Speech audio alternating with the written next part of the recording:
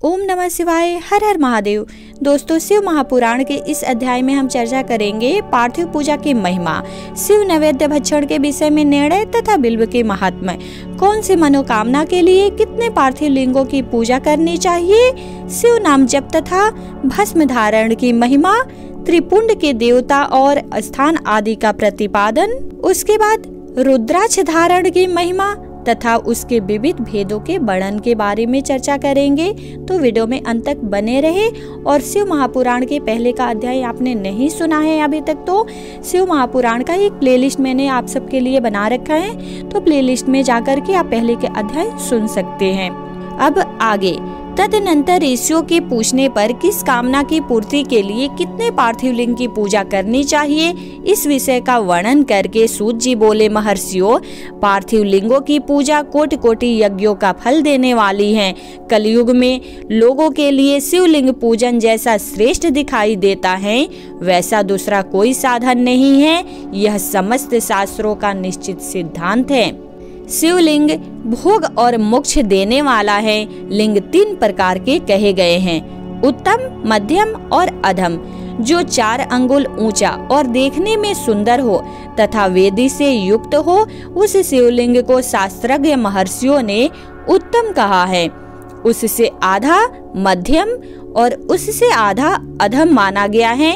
इस तरह 3 प्रकार के शिवलिंग कहे गए हैं, जो उत्तरोत्तर श्रेष्ठ है। ब्राह्मण, क्षत्रिय, वैश्य, शूद्र अथवा विलोम शंकर कोई भी क्यों न हो, वह अपने अधिकार के अनुसार वैदिक अथवा तांत्रिक मंत्र से सदा आदर पूर्वक शिवलिंग की पूजा करे।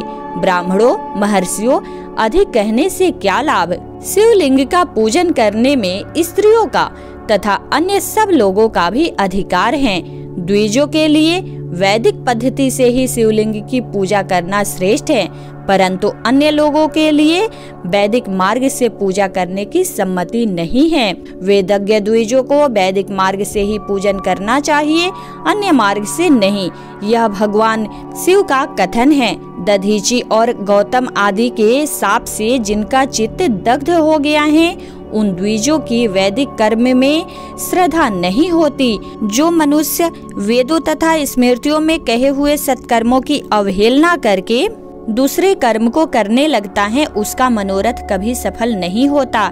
इस प्रकार विधि पूर्वक भगवान शंकर का नैवेद्यांत पूजन करके उनकी त्रिभुवनमयी 8 मूर्तियों का भी वही पूजन करे।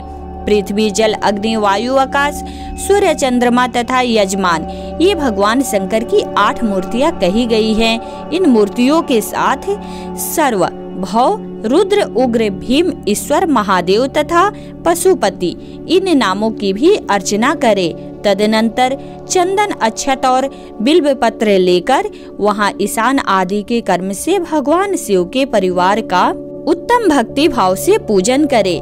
ईशान, नंदी, चंड, महाकाल, भृगि, वृष, स्कंद, कपर्दीश्वर, सोम तथा शुक्र, ये 10 शिव के परिवार हैं, जो क्रमशः ईशान आदि 10 दिशाओं में पूजनीय हैं।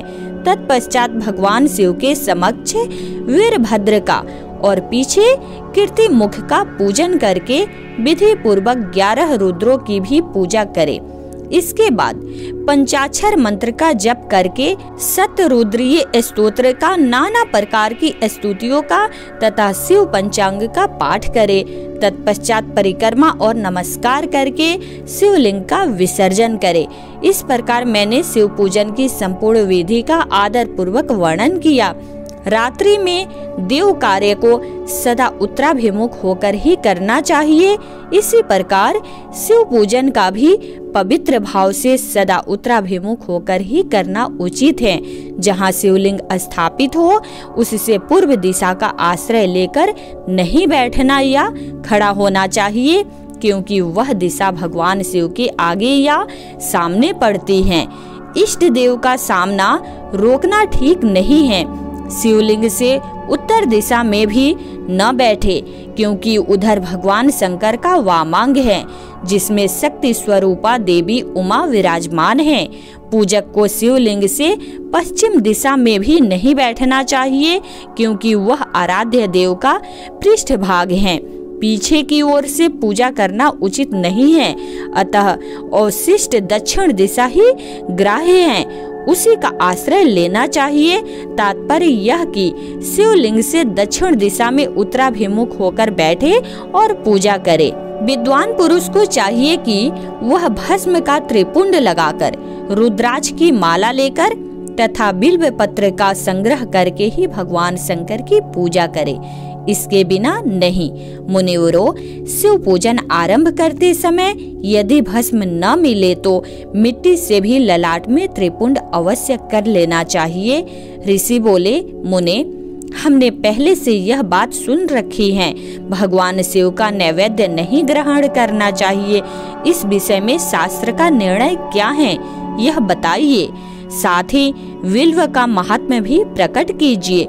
सूत जी ने कहा, मुनियों, आप शिव संबंधी व्रत का पालन करने वाले हैं, अतः आप सबको सत्सह धन्यवाद हैं। मैं प्रसन्नता पूर्वक सब कुछ बताता हूँ, आप सावधान होकर सुने। जो भगवान शिव का भक्त हैं, बाहर भीतर से पवित्र और शुद्ध हैं, उत्तम व्रत का पालन करने वाला तथा दृढ़ निश्चय से युक्त हैं, वह शिव नैवेद्य का अवश्य भक्षण करे। भगवान शिव का नैवेद्य अग्राह्य है, इस भावना को मन से निकाल दे। शिव के नैवेद्य को देख लेने मात्र से भी सारे पाप दूर भाग जाते हैं। उसको खा लेने पर तो करोड़ों पुण्य अपने भीतर आ जाते हैं। आए हुए शिव नैवेद्य को सिर झुकाकर प्रसन्नता के साथ ग्रहण करे और प्रयत्न करके शिव स्मरण पूर्वक उसका भक्षण करे। आए हुए शिव नैवेद्य को जो यह कहकर कि मैं इसे दूसरे समय में ग्रहण करूंगा, लेने में विलंब कर देता है, वह मनुष्य निश्चय ही पाप से बंध जाता है। जिसने शिव की दीक्षा ली हो, उस शिव भक्त के लिए यह शिव नैवेद्य अवश्य भक्षणीय है, ऐसा कहा जाता है। शिव की दीक्षा से युक्त शिव भक्त पुरुष के लिए भी सभी शिवलिंगों का नैवेद्य शुभ एवं महाप्रसाद है, अतः वह उसका अवश्य भक्षण करे। परंतु जो अन्य देवताओं की दीक्षा से युक्त हैं और शिव भक्ति में भी मन को लगाए हुए हैं, उनके लिए शिव नैवेद्य भक्षण के विषय में क्या निर्णय है, इसे आप लोग प्रेम पूर्वक सुने। ब्राह्मणों, जहाँ से सालग्राम शिला की उत्पत्ति होती है, वहाँ के उत्पन्न लिंग में रसलिंग, पादरलिंग में पाषाण, रजत तथा सुवर्ण से निर्मित लिंग में देवताओं तथा सिद्धों द्वारा प्रतिष्ठित लिंग में, केसर निर्मित लिंग में, स्फटिक लिंग में, रत्न निर्मित लिंग में तथा समस्त ज्योतिर्लिंगों में विराजमान भगवान शिव के नैवेद्य का भक्षण चांद्रायण व्रत के समान पुण्यजनक है। ब्रह्म हत्या करने वाला पुरुष भी यदि पवित्र होकर शिव निर्माल्य का भक्षण करके उसे सिर पर धारण करे तो उसका सारा पाप शीघ्र ही नष्ट हो जाता है। पर जहाँ चंड का अधिकार है, वहाँ जो शिव निर्माल्य हो उसे साधारण मनुष्य को नहीं खाना चाहिए। जहाँ चंड का अधिकार है, वहाँ के शिव निर्माल्य का सभी को भक्ति पूर्वक भोजन करना चाहिए। बाणलिंग, नर्मदेश्वर, लोह निर्मित स्वर्णादि धातु में लिंग, सिद्ध लिंग, जिन लिंगों की उपासना से किसी ने सिद्धि प्राप्त की है अथवा जो सिद्धों द्वारा स्थापित हैं, वे लिंग। स्वयंभू शिवलिंग, इन सब लिंगों में तथा शिव की प्रतिमाओं मूर्तियों में चंड का अधिकार नहीं है। जो मनुष्य शिवलिंग को विधि पूर्वक स्नान कराकर उस स्नान के जल का 3 बार आचमन करता है, उसके कायिक, वाचिक और मानसिक तीनों प्रकार के पाप यहाँ शीघ्र ही नष्ट हो जाते हैं।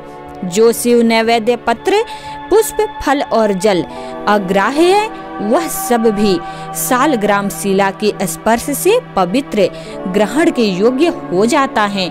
मुनीश्वरों, शिवलिंग के ऊपर चढ़ा हुआ जो द्रव्य है वह अग्राह्य है। जो वस्तु लिंग स्पर्श से रहित हैं, अर्थात जिस वस्तु को अलग रखकर शिव जी को निवेदित किया जाता है, लिंग के ऊपर चढ़ाया नहीं जाता, उसे अत्यंत पवित्र जानना चाहिए। मुनिवरों, इस प्रकार नैवेद्य के विषय में शास्त्र का निर्णय बताया गया। अब तुम लोग सावधान होकर आदर पूर्वक बिल्व का महात्म्य सुनो। यह बिल्व वृक्ष महादेव का ही रूप है। देवताओं ने भी इसकी स्तुति की है। फिर जिस किसी तरह से इसकी महिमा कैसे जानी जा सकती है। तीनों लोकों में जितने पुण्य तीर्थ प्रसिद्ध हैं, वे संपूर्ण तीर्थ बिल्व के मूल भाग में निवास करते हैं। जो पुण्यात्मा मनुष्य बिल्व के मूल में लिंग स्वरूप अविनाशी महादेव जी का पूजन करता है, वह निश्चय ही शिव पद को प्राप्त होता है। जो बिल्व की जड़ के पास जल से अपने मस्तक को सींचता है, वह संपूर्ण तीर्थों में स्नान का फल पा लेता है और वही इस भूतल पर पावन माना जाता है। इस बिल्व की जड़ के परम उत्तम थाले को जल से भरा हुआ देखकर महादेव जी पूर्णतया संतुष्ट होते हैं। जो मनुष्य गंध पुष्प आदि से बिल्व के मूल भाग का पूजन करता है, वह शिव लोक को पाता है और इस लोक में भी उसकी सुख संतति होती है। जो बिल्व की जड़ के समीप आदर पूर्वक दीपावली जलाकर रखता है, वह तत्व ज्ञान से संपन्न हो भगवान महेश्वर में मिल जाता है। जो बिल्व की शाखा थामकर हाथ से उसके नए नए पल्लव उतारता है और उनसे उस बिल्व की पूजा करता है, वह सब पापों से मुक्त हो जाता है। जो बिल्व की जड़ के समीप भगवान शिव में अनुराग रखने वाले एक भक्त को भी भक्ति पूर्वक भोजन कराता है, उसे कोटि गुना पुण्य प्राप्त होता है। जो बिल्व की जड़ के पास शिव भक्त को खीर और घृत से युक्त अन्न देता है, वह कभी दरिद्र नहीं होता। ब्राह्मणों, इस प्रकार मैंने सांगोपांग शिवलिंग पूजन का वर्णन किया।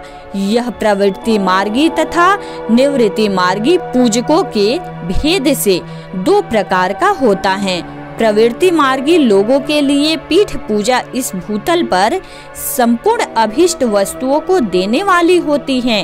प्रवृत्त पुरुष सुपात्र गुरु आदि के द्वारा ही सारी पूजा संपन्न करे और अभिषेक के अंत में अगहनी के चावल से बना हुआ नैवेद्य निवेदन करे। पूजा के अंत में शिवलिंग को शुद्ध संपुट में विराजमान करके घर के भीतर कहीं अलग रख दे। निवृत्ति मार्गी उपासकों के लिए हाथ पर ही शिव पूजन का विधान है। उन्हें भिक्षा आदि से प्राप्त हुए भोजन को ही नैवेद्य रूप में निवेदित कर देना चाहिए। निवृत्त पुरुषों के लिए सूक्ष्म लिंग ही श्रेष्ठ बताया जाता है। वे विभूति से पूजन करें और विभूति को ही नैवेद्य रूप से निवेदित भी करे। पूजा करके उस लिंग को सदा अपने मस्तक पर धारण करे। ओम नमः शिवाय। हर हर महादेव। शिव नाम जप तथा भस्म धारण की महिमा, त्रिपुंड के देवता और स्थान आदि का प्रतिपादन। ऋषि बोले, महाभाग व्यास शिष्य सूत जी, आपको नमस्कार है। अब आप उस परम उत्तम भस्म महात्म्य का ही वर्णन कीजिए। भस्म महात्म्य, रुद्राक्ष महात्म्य तथा उत्तम नाम महात्म्य, इन तीनों का परम प्रसन्नता पूर्वक प्रतिपादन कीजिए और हमारे हृदय को आनंद दीजिए। सूत जी ने कहा, महर्षियों, आपने बहुत उत्तम बात पूछी है। यह समस्त लोगों के लिए हितकारक विषय है। जो लोग भगवान शिव की उपासना करते हैं, वे धन्य हैं, कृतार्थ हैं। उनका देह धारण सफल है तथा उनके समस्त कुल का उद्धार हो गया। जिनके मुख में भगवान शिव का नाम है, जो अपने मुख से सदाशिव और शिव इत्यादि नामों का उच्चारण करते रहते हैं, पाप उनका उसी तरह स्पर्श नहीं करते जैसे खदिर वृक्ष के अंगार को छूने का साहस कोई भी प्राणी नहीं कर सकते। हे श्री शिव, आपको नमस्कार है।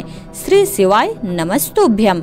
ऐसी बात जब मुंह से निकलती है, तब वह मुख समस्त पापों का विनाश करने वाला पावन तीर्थ बन जाता है। जो मनुष्य प्रसन्नता पूर्वक उस मुख का दर्शन करता है, उसे निश्चय ही तीर्थ सेवन जनित फल प्राप्त होता है। ब्राह्मणों, शिव का नाम विभूति, भस्म तथा रुद्राक्ष, ये तीनों त्रिवेणी के समान परम पुण्यमय माने गए हैं। जहाँ ये तीनों शुभतर वस्तुएं सर्वदा रहती हैं, उसके दर्शन मात्र से मनुष्य त्रिवेणी स्नान का फल पा लेता है। भगवान शिव का नाम गंगा है, विभूति यमुना मानी गई है तथा रुद्राक्ष को सरस्वती कहा गया है। इन तीनों की संयुक्त त्रिवेणी समस्त पापों का नाश करने वाली है। श्रेष्ठ ब्राह्मणों, इन तीनों की महिमा को सद्विलक्षण भगवान महेश्वर के बिना दूसरा कौन भली भांति जानता है। इस ब्रह्मांड में जो कुछ है वह सब तो केवल महेश्वर ही जानते हैं। विप्रगण, मैं अपनी श्रद्धा भक्ति के अनुसार संक्षेप से भगवान नामों की महिमा का कुछ वर्णन करता हूँ। तुम सब लोग प्रेम पूर्वक सुनो। यह नाम महात्म्य समस्त पापों को हर लेने वाला सर्वोत्तम साधन है। शिव इस नाम रूपी दावानल से महान पातक रूपी पर्वत अनायास ही भस्म हो जाता है। यह सत्य है, सत्य है, इसमें संशय नहीं है। सौनक, पाप मूलक जो नाना प्रकार के दुख हैं, वे एकमात्र शिव नाम से ही नष्ट होने वाले हैं। दूसरे साधनों से संपूर्ण यत्न करने पर भी पूर्णतया नष्ट नहीं होते हैं। जो मनुष्य इस भूतल पर सदा भगवान शिव के नामों के जप में ही लगा हुआ है, वह वेदों का ज्ञाता है, वह पुण्यात्मा है, वह धन्यवाद का पात्र है तथा वह विद्वान माना गया है। मुने, जिनका शिव नाम जप में विश्वास है, उनके द्वारा आचरित नाना प्रकार के धर्म तत्काल फल देने के लिए उत्सुक हो जाते हैं। महर्षि, भगवान शिव के नाम से जितने पाप नष्ट होते हैं, उतने पाप मनुष्य इस भूतल पर कर नहीं सकते। जो शिव नाम रूपी नौका पर आरूढ़ हो संसार रूपी समुद्र को पार करते हैं, उनके जन्म मरण रूप संसार के मूलभूत वे सारे पाप निश्चय ही नष्ट हो जाते हैं। महामुने, संसार के मूलभूत पातक रूपी पादपों का शिव नाम रूपी कुठार से निश्चय ही नाश हो जाता है। जो पाप रूपी दावानल से पीड़ित हैं, उन्हें शिव नाम रूपी अमृत का पान करना चाहिए। पापों के दावानल से दग्ध होने वाले लोगों को उस शिव नामामृत बिना शांति नहीं मिल सकती। जो शिव नाम रूपी सुधा की वृष्टि जनित धारा में गोते लगा रहे हैं, वे संसार रूपी दावानल के बीच में खड़े होने पर भी कदापि शोक के भागी नहीं होते। जिन महात्माओं के मन में शिव नाम के प्रति बड़ी भारी भक्ति है, ऐसे लोगों की सहसा और सर्वथा मुक्ति होती है। मुनीश्वर, जिसने अनेक जन्मों तक तपस्या की है, उसी की शिव नाम के प्रति भक्ति होती है, जो समस्त पापों का नाश करने वाली है।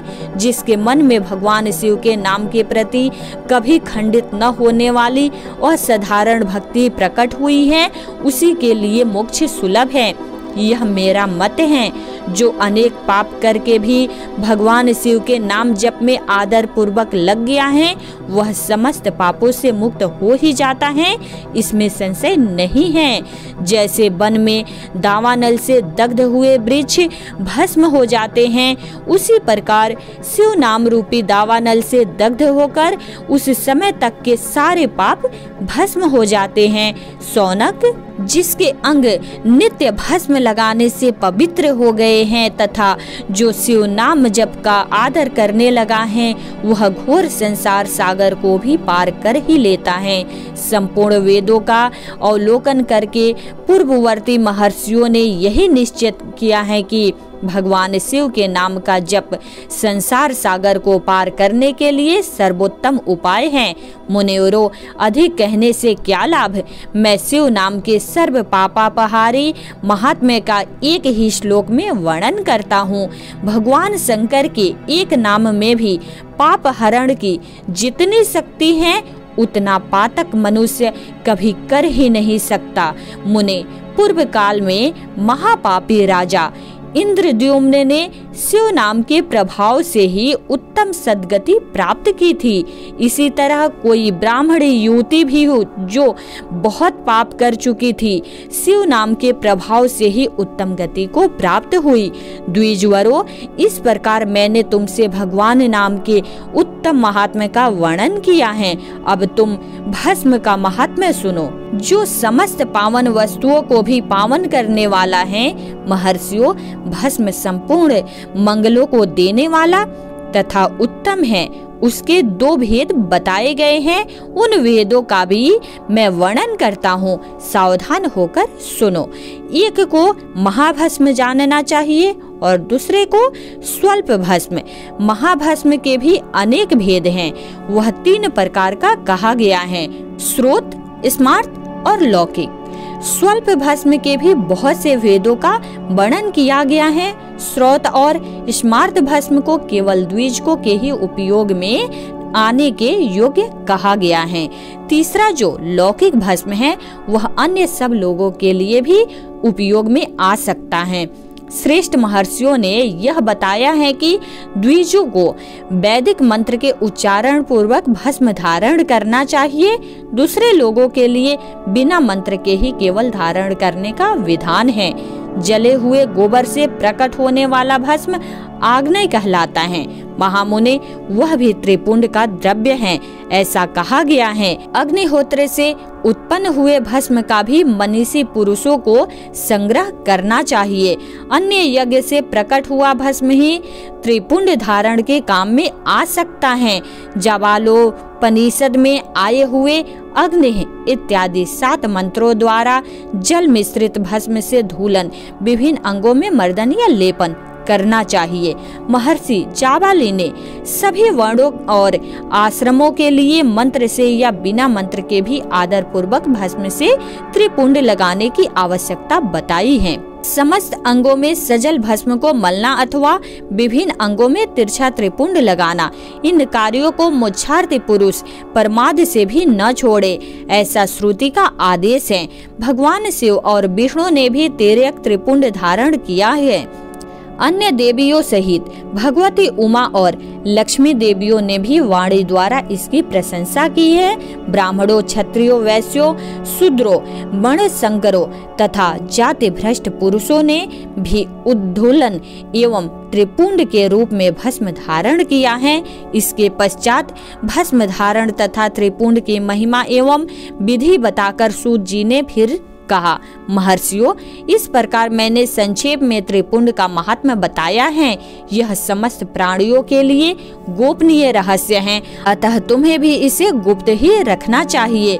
मुनिवरों, ललाट आदि सभी निर्दिष्ट स्थानों में जो भस्म से 3 तिरछी रेखाएं बनाई जाती हैं, उन्हीं को विद्वानों ने त्रिपुंड कहा है।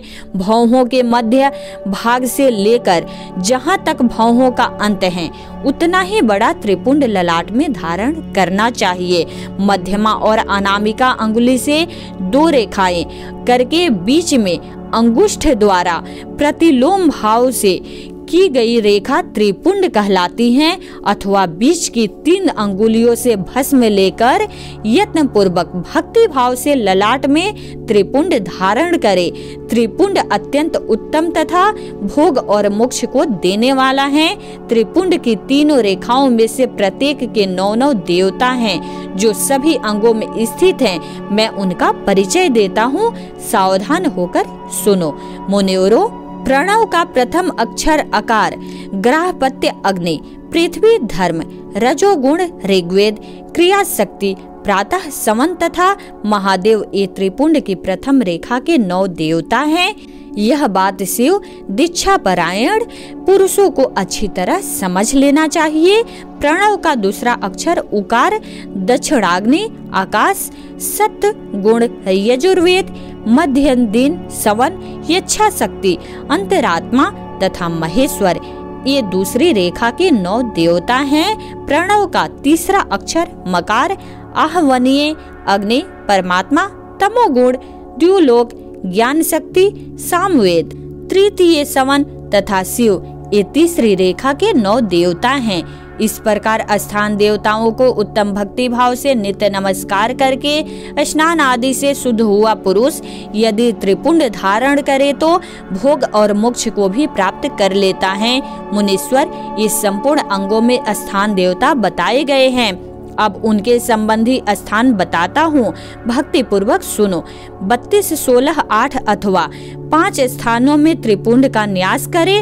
मस्तक, ललाट, दोनों कान, दोनों नेत्र, दोनों नासिका, मुख, कंठ, दोनों हाथों, दोनों कोहनी, दोनों कलाई, हृदय, दोनों पार्श्वभाग, नाभि, दोनों अंडकोश, दोनों उरु, दोनों कुल्फ, दोनों घुटने, दोनों पिंडली और दोनों पैर।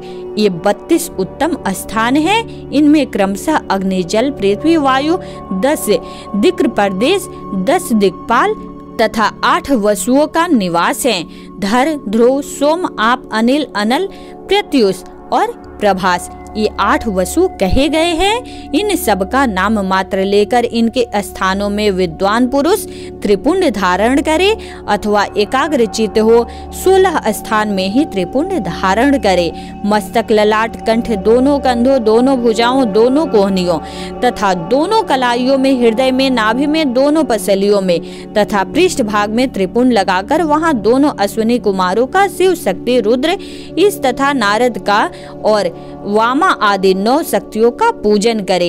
ये सब मिलकर 16 देवता हैं। अश्विनी कुमार 2 कहे गए हैं, ना, सत्य और दस्त्र अथवा मस्तक, केस, दोनों कान, मुख, दोनों भुजा, हृदय, नाभि, दोनों उरु, दोनों जानु, दोनों पैर और पृष्ठ भाग। इन 16 स्थानों में 16 त्रिपुंड का न्यास करे।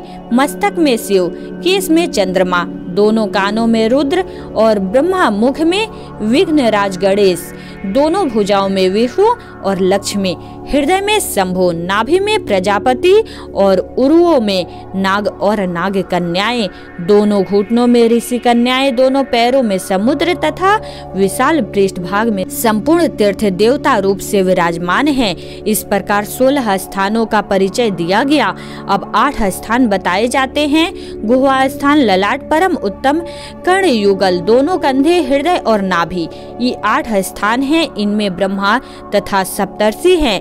ये 8 देवता बताए गए हैं। मुनीश्वरों, भस्म के स्थान को जानने वाले विद्वानों ने इस तरह 8 स्थानों का परिचय दिया है। अथवा मस्तक, दोनों भुजाएं, हृदय और नाभि, इन 5 स्थानों को भस्म देवता पुरुषों ने भस्म धारण के योग्य बताया है। यथा संभव देश काल आदि की अपेक्षा रखते हुए उद्धूलन भस्म को अभिमंत्रित करना और जल में मिलाना आदि कार्य करे। यदि उद्धूलन में असमर्थ हो तो त्रिपुंड आदि लगाए। त्रिनेत्रधारी, तीनों गुणों के आधार तथा तीनों देवताओं के जनक भगवान शिव का स्मरण करते हुए नमः शिवाय कहकर ललाट में त्रिपुंड लगाए। ईशाभ्याम नमः ऐसा कहकर दोनों पार्श्व भागों में त्रिपुंड धारण करे। बीजाभ्याम नमः यह बोलकर दोनों कलाइयों में भस्म लगावे। पृथ्वीभ्याम नमः कहकर नीचे के अंग में, उमेव साभ्याम नमः कहकर ऊपर के अंग में तथा भीमाय नमः कहकर पीठ में और सिर के पिछले भाग में त्रिपुंड लगाना चाहिए। ओम नमः शिवाय। हर हर महादेव। रुद्राक्ष धारण की महिमा तथा उसके विविध भेदों का वर्णन कुछ इस प्रकार है। सूत जी कहते हैं, महाप्राज्ञ महामते शिव रूप सौनक। अब मैं संक्षेप से रुद्राक्ष का महात्म्य बता रहा हूँ, सुनो। रुद्राक्ष शिव को बहुत ही प्रिय है, इसे परम पावन समझना चाहिए। रुद्राक्ष के दर्शन से, स्पर्श से तथा उस पर जप करने से वह समस्त पापों का अपहरण करने वाला माना गया है। मुने, पूर्व काल में परमात्मा शिव ने समस्त लोकों का उपकार करने के लिए देवी पार्वती के सामने रुद्राक्ष की महिमा का वर्णन किया था। भगवान शिव बोले, महेश्वरी शिवे, मैं तुम्हारे प्रेम बस भक्तों के हित की कामना से रुद्राक्ष की महिमा का वर्णन करता हूँ, सुनो। महेशानी, पूर्व काल की बात है। मैं मन को संयम में रहकर हजारों दिव्य वर्षों तक घोर तपस्या में लगा रहा। एक दिन सहसा मेरा मन क्षुब्ध हो उठा। परमेश्वरी, मैं संपूर्ण लोगों का उपकार करने वाला स्वतंत्र परमेश्वर हूँ। अतः उस समय मैंने लीलावशी अपने दोनों नेत्र खोले। खोलते ही मेरे मनोहर नेत्र पुटों से कुछ जल की बूंदें गिरे। आंसू की उन बूंदों से वहां रुद्राक्ष नामक वृक्ष पैदा हो गया। भक्तों पर अनुग्रह करने के लिए वे अश्रु बिंदु स्थावर भाव को प्राप्त हो गए। वे रुद्राक्ष मैंने विष्णु भक्त को तथा चारों वर्णों के लोगों को बांट दिए। भूतल पर अपने प्रिय रुद्राक्षों को मैंने गौड़ देश में उत्पन्न किया। मथुरा, अयोध्या, लंका, मलयाचल, सहगिरी, काशी और अन्य देशों में भी उनके अंकुर उगाए। वे उत्तम रुद्राक्ष असह्य पाप समूहों का भेदन करने वाले तथा श्रुतियों के भी प्रेरक हैं। मेरी आज्ञा से वे ब्राह्मण, क्षत्रिय, वैश्य और शूद्र जाति के भेद से इस भूतल पर प्रकट हुए। रुद्राक्षों की ही जाति के सुभाष्य भी हैं। उन ब्राह्मणादि जाति वाले रुद्राक्षों के वर्ण श्वेत, रक्तपीत तथा कृष्ण जानने चाहिए। मनुष्यों को चाहिए कि वे क्रमशः वर्ण के अनुसार अपनी जाति का ही रुद्राक्ष धारण करें। भोग और मोक्ष की इच्छा रखने वाले चारों वर्णों के लोगों और विशेषतः शिव भक्तों को शिव पार्वती की प्रसन्नता के लिए रुद्राक्ष के फलों को अवश्य धारण करना चाहिए।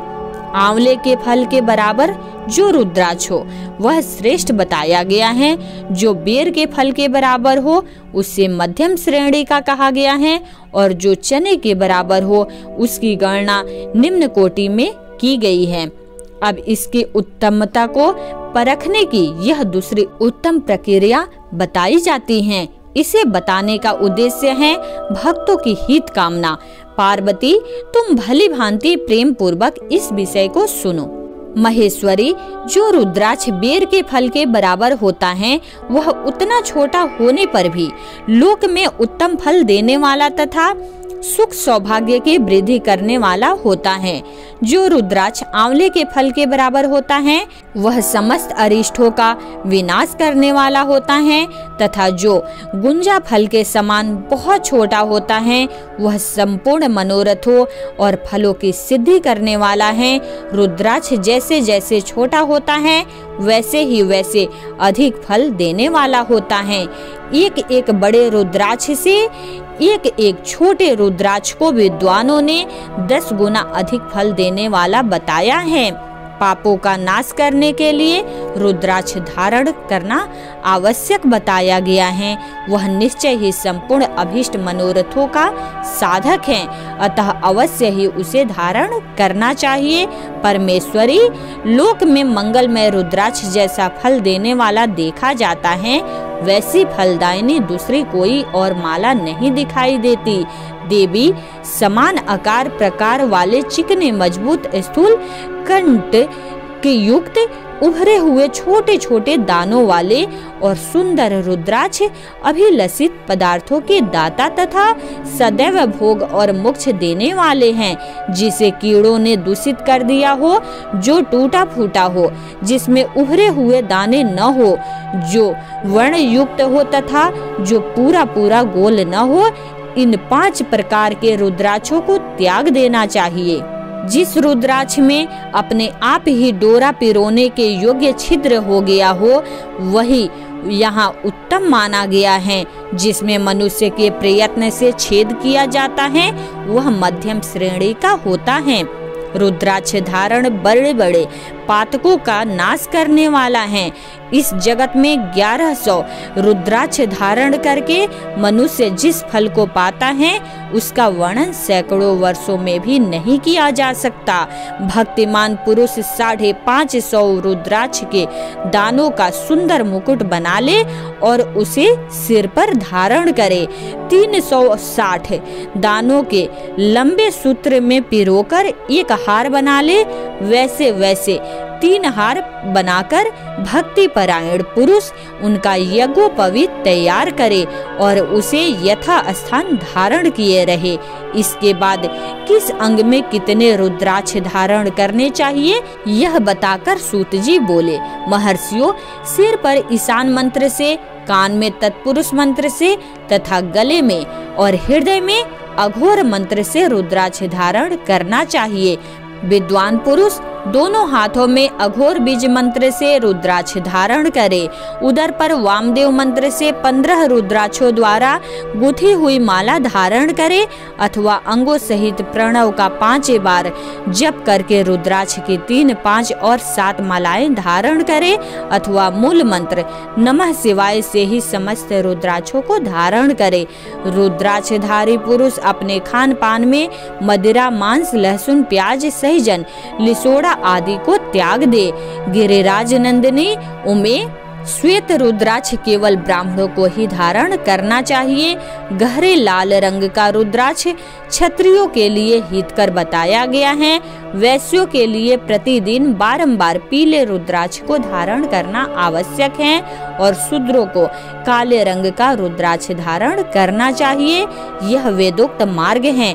ब्रह्मचारी, वानप्रस्थ, गृहस्थ और सन्यासी सबको नियम पूर्वक रुद्राक्ष धारण करना उचित है। इसे धारण करने का सौभाग्य बड़े पुण्य से प्राप्त होता है। उमें पहले आंवले के बराबर और फिर उससे भी छोटे रुद्राक्ष धारण करें। जो रोगी हो, जिनमें दाने न हो, जिन्हें कीड़ों ने खा लिया हो, जिनमें पिरोने योग्य छेद न हो, ऐसे रुद्राक्ष मंगलाकाक्षी पुरुषों को नहीं धारण करने चाहिए। रुद्राक्ष मेरा मंगलमय लिंग विग्रह है। वह अंत तो गत्वा चने के बराबर लघुतर होता है।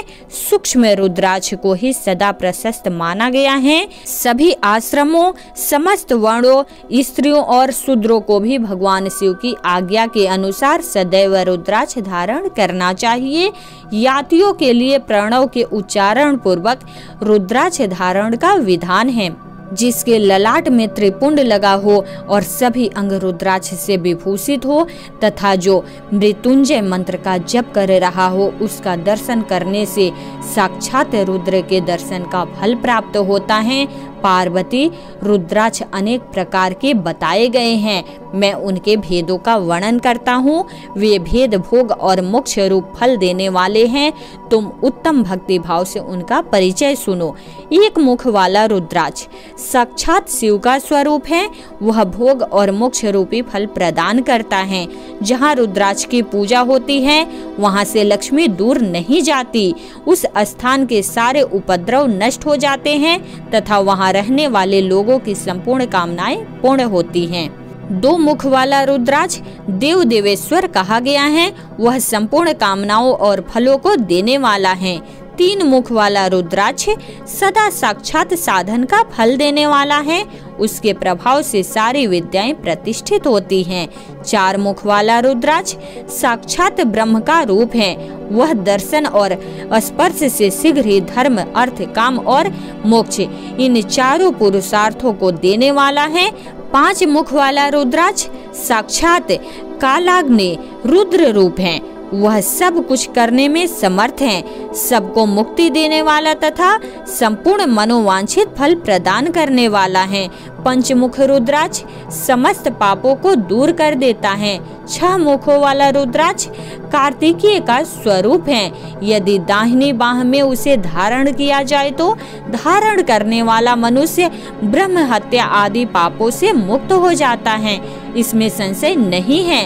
महेश्वरी सात मुख वाला रुद्राक्ष अनंग स्वरूप और अनंग नाम से ही प्रसिद्ध है। देवेशी उसको धारण करने से दरिद्र भी ऐश्वर्यशाली हो जाता है। आठ मुख वाला रुद्राक्ष अष्टमूर्ति भैरव रूप है। उसको धारण करने से मनुष्य पूर्णायु होता है और मृत्यु के पश्चात शूलधारी शंकर हो जाता है। नौ मुख वाले रुद्राक्ष को भैरव तथा कपिल मुनि का प्रतीक माना गया है अथवा नौ रूप धारण करने वाली महेश्वरी दुर्गा उसकी अधिष्ठात्री देवी मानी गई है। जो मनुष्य भक्ति परायण हो अपने बाएं हाथ में नौ मुख रुद्राक्ष को धारण करता है, वह निश्चय ही मेरे समान सर्वेश्वर हो जाता है। इसमें संशय नहीं है। महेश्वरी 10 मुख वाला रुद्राक्ष साक्षात भगवान विष्णु का रूप है। देवेशी उसको धारण करने से मनुष्य की संपूर्ण कामनाएं पूर्ण हो जाती हैं। परमेश्वरी 11 मुख वाला जो रुद्राक्ष है वह रुद्र रूप है। उसको धारण करने से मनुष्य सर्वत्र विजयी होता है। 12 मुख वाले रुद्राक्ष को किस प्रदेश में धारण करे, उसके धारण करने से मानो मस्तक पर 12 आदित्य विराजमान हो जाते हैं।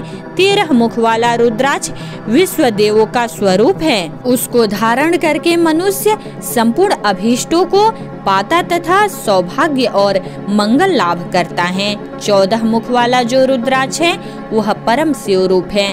उसे भक्ति पूर्वक मस्तक पर धारण करे, इससे समस्त पापों का नाश हो जाता है। केरे राजकुमारी, इस प्रकार मुखों के भेद से रुद्राक्ष 14 भेद बताए गए हैं। अब तुम क्रमशः उन रुद्राक्षों के धारण करने के मंत्रों को प्रसन्नता पूर्वक सुनो।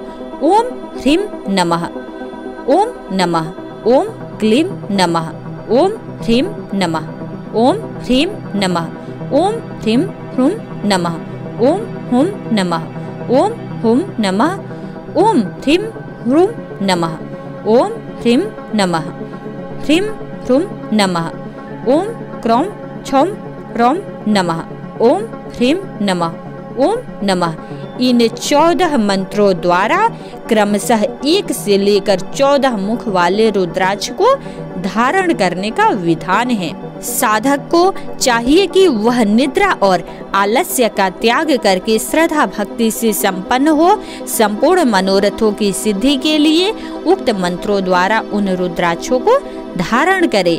रुद्राक्ष की माला धारण करने वाले पुरुष को देखकर भूत प्रेत पिशाच डाकने साकने तथा जो अन्य द्रोहकारी राक्षस आदि हैं वे सब के सब दूर भाग जाते हैं। जो कृत्रिम अभिचार आदि प्रयुक्त होते हैं वे सब रुद्राक्षधारी को देखकर सशंक हो दूर खिसक जाते हैं। पार्वती रुद्राक्ष मालाधारी पुरुष को देखकर मैं शिव भगवान विष्णु, देवी दुर्गा, गणेश, सूर्य तथा अन्य देवता भी प्रसन्न हो जाते हैं। महेश्वरी, इस प्रकार रुद्राक्ष की महिमा को जानकर धर्म की वृद्धि के लिए भक्ति पूर्वक प्रोक्त मंत्रों द्वारा विधिवत उसे धारण करना चाहिए। मुनीश्वर, भगवान शिव ने देवी पार्वती के सामने जो कुछ कहा था वह सब तुम्हारे प्रश्न के अनुसार मैंने कह सुनाया।